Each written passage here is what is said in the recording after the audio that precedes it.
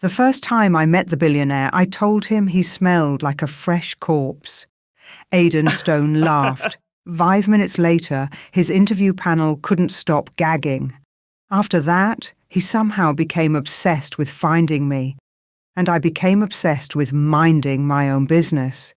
Humans never listen to advice until disaster proved you were right.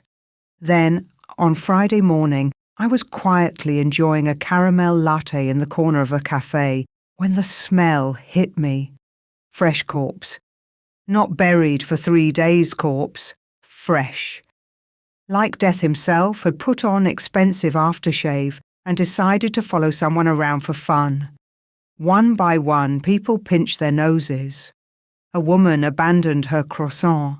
Someone shouted, "Sewage leak!" Another man ran out without putting his shoes back on. Someone else left behind the coffee they'd already paid for. Within seconds, the cafe was empty. Even the barista disappeared. I sighed and took another sip of my coffee. There went my peaceful morning.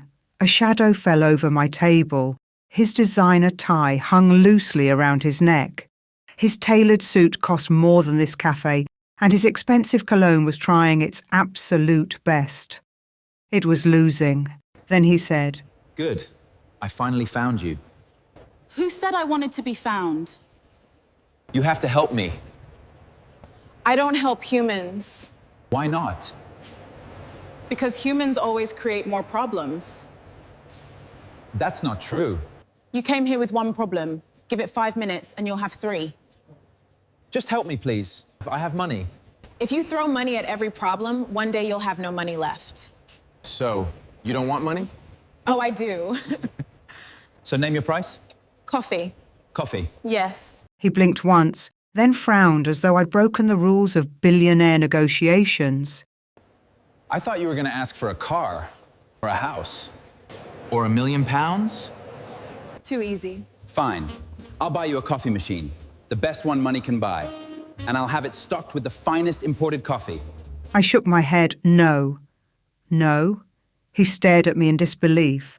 I want you to personally deliver it to my office every morning. He frowned. The coffee? Yes. Every morning, he asked, as if he needed to make sure I hadn't lost my mind. Every morning. He stared at me. You expect a billionaire on the Forbes 30 under 30 list to be your errand boy? I shrugged. I'm not the one who needs help. I took another sip of my coffee. He shook his head. No way. The next morning, Aiden walked into my office. Fresh suit, perfect hair, a hopeful smile, a bouquet of flowers in one hand, a caramel latte in the other. I raised an eyebrow. Are you trying to make me fall in love with you? He smiled. If love would help with my stench, I'm willing to try anything. Everyone keeps running away from me. I laughed. He handed me the coffee and flowers. Please. I took them. Please what? Help me. Now you're desperate. Very. I smiled. Fine. His shoulders relaxed. Sit. He sat. First, you need to stop telling your plans to your friend. His smile disappeared. Why? Because he's using jazz. He blinked. Jazz? Yes. Like music? I stared at him. No, spiritual jazz. He looked even more confused. There is spiritual jazz? I sighed. Not that kind of jazz. He waited. Your friend is using dark magic against you. Magic? Yes. He went quiet. So, my best friend is doing this? I nodded. And no matter how hard he pushes, you cannot tell him your plans. Why? Because he'll know what you're doing before you do it. He frowned. That doesn't make any sense. It will when you stop smelling like a corpse. The next morning, he brought my coffee. And the morning after that. And the morning after that. Every single day, without fail. Sometimes it was a caramel latte. Sometimes it was something I'd never heard of. Once he brought me a coffee that cost more than my entire week's groceries. I drank it anyway. Then came his third interview. He walked into that office smelling completely normal. No corpse, No gagging. No one running for the door. And for the first time, he walked out with a job offer. When he came to tell me, he looked almost shocked. I got the job. I smiled. I know. You knew? I told you my plan would work. He stared at me. You're terrifying. Thank you. He laughed. For the next few weeks, everything went perfectly. He had his job. I had my coffee.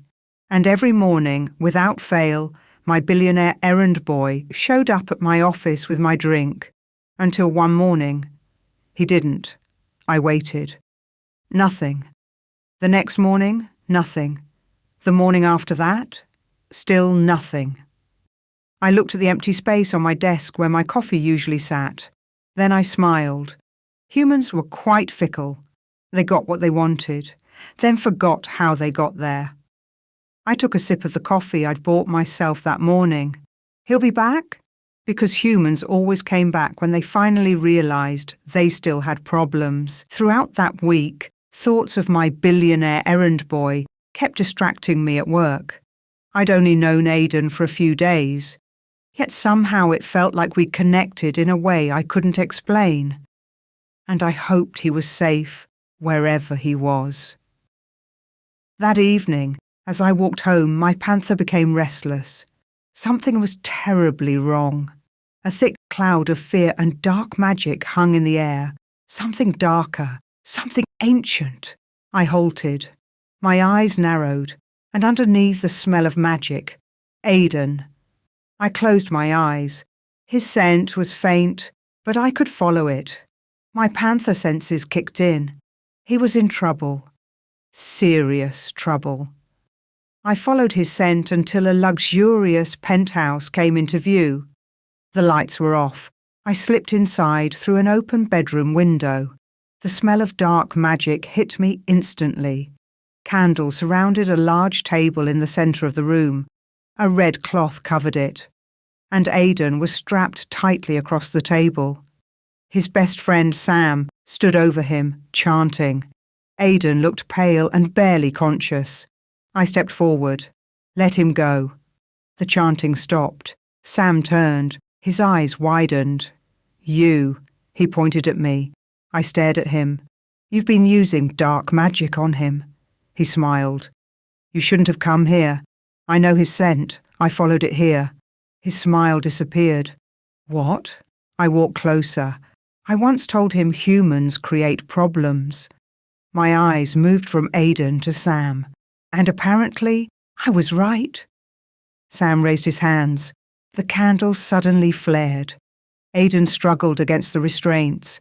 Vivian! I noticed the clay pot in Sam's hand, smoke curling from its opening. Stay calm, I said to Aiden.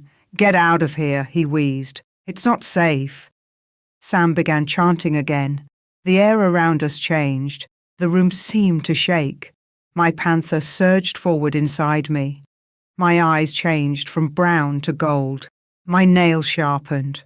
My fangs slid into place as I half-shifted. Aiden's face went completely still. You're a panther. He stared at me in shock. A panther? His voice shook. I looked at him. Try not to pass out. I won't hurt you. He swallowed hard. I'm trying. Sam hurled a spell at me. I leapt aside before it could hit. Then I kicked the clay pot from his hand. It flew across the room and shattered against the floor. Dark magic exploded through the penthouse. Sam screamed. What have you done? He scrambled toward the broken pieces. I ignored him, rushed to Aiden, and tore through the restraints. I helped him to his feet. Aiden glared at Sam. Why are you trying to kill me, Samuel? His voice carried more disappointment than anger. I thought we were friends. Sam laughed bitterly. I'm not your friend, Aiden. Aiden's expression hardened. What exactly have I done? You've always gotten everything. Sam's voice cracked with years of resentment. The best job offers, better pay, every opportunity just falls into your lap. You're the CEO of a company, Aiden shot back. I always sent you job listings. I even told you about walk-in interviews. You never did anything about them. I didn't want your handouts. Sam's eyes burned with envy. I wanted your destiny, your luck, your future. Everything always came so easily to you. He pointed at me. Until this woman ruined everything. I froze. Then I smelled it. Silver, metal, knife. I turned. Sam lunged. Before Aiden could even turn, I was already moving. I threw myself between them. The silver blade plunged into my stomach. Aiden's face drained of colour. Vivian! I looked down at the knife. Silver. That would have killed an ordinary panther. Unfortunately for Sam, I wasn't ordinary. I was an Alpha Panther. I wrapped my hand around Sam's wrist, then kicked him square in the face. He flew backwards, crashed into the floor and dropped like a bag of rice. I looked down at him. That's for trying to hurt my billionaire errand boy. I glanced at Aiden, and the man I haven't been able to stop thinking about all week. By the time the police arrived to take Sam away, the wound had already healed. Aiden had watched the entire thing in stunned silence. He looked at my stomach, then at me, then back at my stomach. You're healed, I smiled. I'm an Alpha Panther. He slowly rubbed a hand over his face. Of course you are. I couldn't help laughing. Then he reached for my hands. You saved me again. I smiled. Well, I missed my billionaire errand boy. A soft laugh escaped him. I owe you. I know exactly how you can repay me. His eyebrows lifted. Oh? I met his eyes. Kiss me. His smile widened. I've been wanting to do that since the cafe. He stepped closer and gently cupped my face. His lips met mine, soft and hesitant at first. Then the kiss deepened. I wrapped my arms around him and kissed him back. When we finally pulled apart, he rested his forehead against mine. You aren't scared that I'm a panther? He shook his head. Shocked? Yes, he smiled. Scared? No? Why not? Because the moment I met you, I knew you weren't ordinary. I smiled. He laced his fingers through mine. Would you like to have dinner with me tonight? Yes. He leaned in and kissed me again. As I looked into his eyes, I knew. I'd found my mate. He just didn't know it yet. Now I just had to figure out how to explain that without making him think I'd joined a cult.